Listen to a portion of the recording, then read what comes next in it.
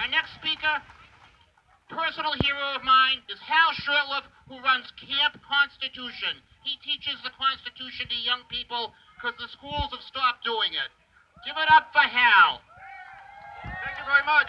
I appreciate the opportunity, and I do want to mention we have a wonderful family camp coming up in late July, and we're still on, and no mask is the policy at our camp, unless you feel that you have to have one.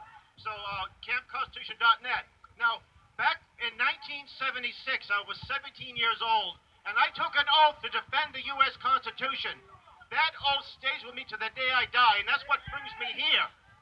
Now, back in 1773, we had a royal governor by the name of Hutchinson. He locked down Boston too, but the Patriots rose up. And you see the people across the street with these ugly signs, fascism and all. They're the Tories. They are backing today's modern Hutchinson, Charlie Baker. He's ruling by decree. He's not ruling by law. And these folks shouldn't be complying. I never thought so many people on the left were happy to comply with the Republican governor. Isn't it interesting? Just a short distance from here is a granary burial ground. Buried are patriots of the War for Independence. Buried there are Sam Adams, Paul Revere, Robert Treat Paine, who signed the Constitution, Crispus Attucks, who died during the Boston Massacre, and many others. Now, if you're really, really quiet, you could probably hear them spinning in that grave. They would be ashamed of the people of Boston and the people of Massachusetts. They'd be proud of you folks, but they'd be ashamed of what's going on. Now, freedom isn't the right to ask permission. Freedom is the right to act. So we don't have to worry about, well, do we have permission so we can have our open at 20% or 10%? Our restaurants? Open up now! That's my say. If we all open up, they can't enforce something. So God bless you and thank you, and my thanks to John Hugo here. Thank you, Hal. Camp Constitution, a wonderful thing.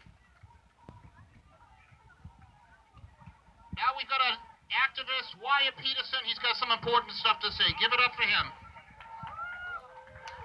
First, I want to thank Mark, John, Rob, everyone else who was a part of putting this together.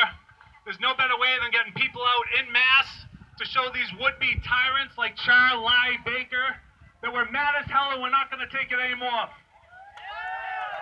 Now, I'm not much of a public speaker, so I got some notes here.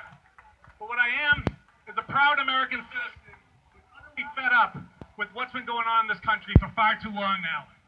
In the past few months, we've all become the inhabitants of a nation where the state can practically tell you when you can and can't leave your house, who you can and cannot hang out with, and where you can and can't go. We've seen mothers arrested in front of their children for playing in playgrounds that overnight were deemed non-essential. We have seen tyrannical governors, not least of all our own illustrious King Charles, acting with monarchical power and having the audacity to decide for us what is essential and what is not. In some states, as we all know, candy and lottery are essential. Buying seeds to grow your own food or not. We are living in a madhouse right now, a cheap counterfeit of the true America bequeathed to us by our forefathers.